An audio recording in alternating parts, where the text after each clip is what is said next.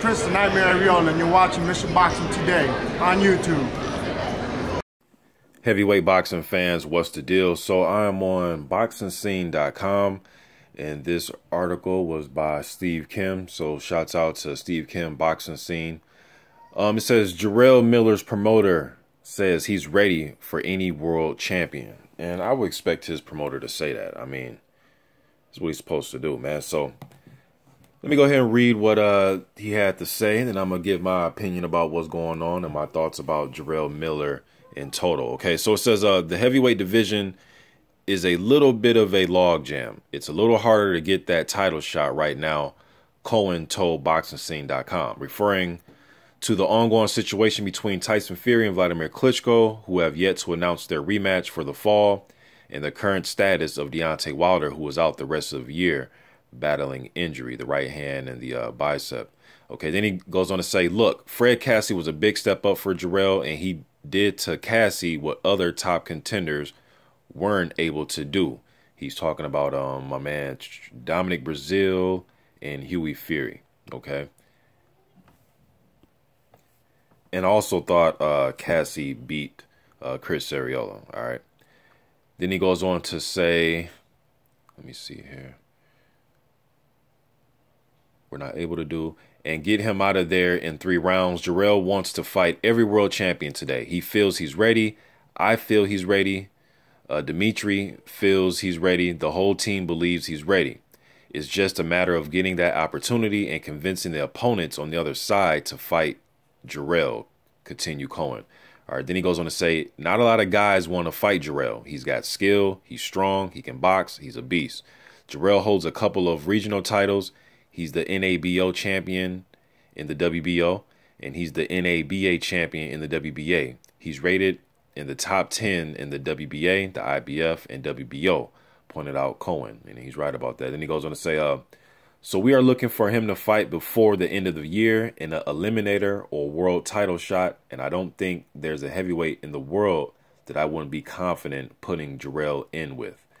You know, if I had a heavyweight that was 6'4", you know, however much he weighs. Now I'm hearing his weight. Okay, he came in at 296. Let's just roll with the 296. All right.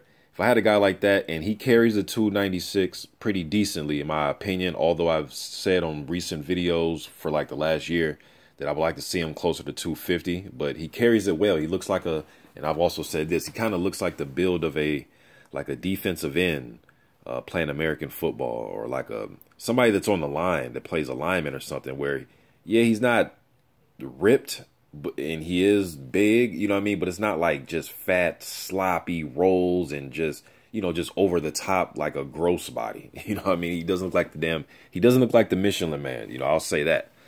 So if I had a guy that big and strong with a combat background, he had kickboxing.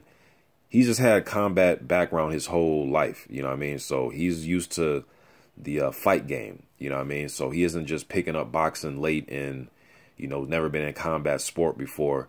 Nah, he's kickboxing, you know, and he was a really good kickboxer, you know. So seems to have a chin, seems to have a chip on his shoulder, talks a lot of shit.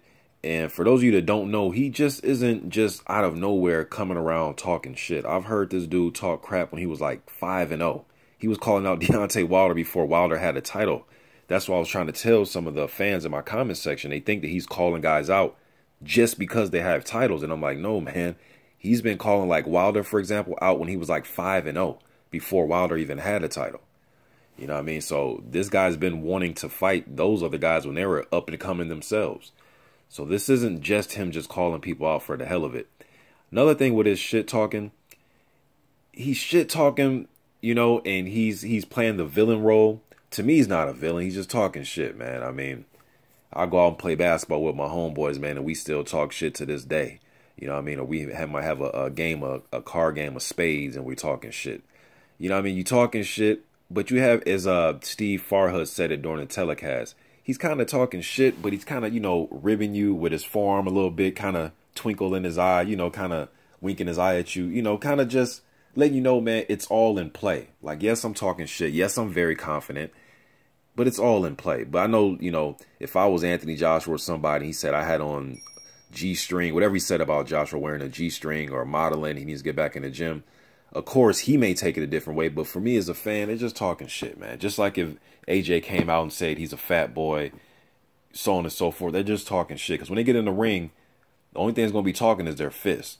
And everything's going to be settled on fight night. But I just take his trash talking is just trash talking, man. He has to get his name out there. He can't just, but he's humble with it, though. And you just can't just be humble and that's it. You have to make some noise.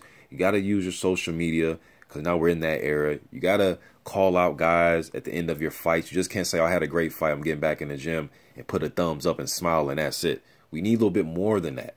You need a little bit more than that, man. Especially people are just now starting to pay more attention. Not me, because I've never stopped paying attention. But more fans, especially the American fans, are starting to pay more attention to the heavyweight division. Deontay Wilder, he's very charismatic, whether you like him or not. Just his interviews, the thing he says, you know, the bomb squad and, you know, so on and so forth. So you have to open up your mouth, and then you got to prove it too, though. You just can't open up your mouth. You got to prove it too. And Miller needs to be in a situation where he has the opportunity to prove it. I've seen some uploaders here on YouTube, and everybody's entitled to their own opinion. Call Cassie a fraud, and it's like, well, dude, he has to be proven to be a fraud first. Like how do you know if he hasn't been in there with a few guys to really, you know, take him that extra gear, man? You know, but it is what it is, man. As far as his promoter saying that he deserves or he's ready for a title shot, I would expect him to say that. You know what I mean? Now, if you look at these WBA rankings, Trevor Bryan's at number 10. I would like to see that fight. I've seen both of these guys go back and forth on social media. They even met up in a gym at the Heavyweight Factory down in Florida, you know what I mean, trying to spar each other. You look at the IBF rankings. I would love to see him fight Eric Molina or a Derek Chisora or a, you know, Dominic Brazil. Even though this guy isn't rated, I would love to see him fight Amir Mansour, Arthur Spilka. You know what I mean? Then you look at these WBO rankings. I would love to see him fight Edmund Gerber, Tom Schwartz, Michelle Wallace, who was rated a spot ahead of him on the WBO. He's number 6. Miller's number 7. Izzy Agano, Andre Fedosov, Spilka. I mean, Fedosov would be a good fight. A come-forward guy, high guard, tough guy. Gave Jennings all he wanted before that fight was stopped on a cut. You know, and Fedosov just fought what was the Mexican kid he fought? Heredia? Yeah, Heredia. And Heredia's getting ready to fight LaRon Mitchell, undefeated American prospect, 13-0 with 13 knockouts. That'd be, I think, an interesting fight. But anyways, I like Jarrell Miller, man. I really do. You know, he's charismatic, talks a lot of shit, but he seems like he wants to back it up. I haven't heard this kid not once say that fight doesn't make sense. I got to talk to my promoter. Maybe down the line, I'm just trying to grow right now. Like, I've never heard him say that. I've always heard him being open to any and everybody. Ortiz, he's open. I've heard him say it. Joshua, Fury, all these boys, Huey Fury, Tyson Fury, I've heard Jarrell Miller be open to everybody. You have to like that. Now, people say that he's slow.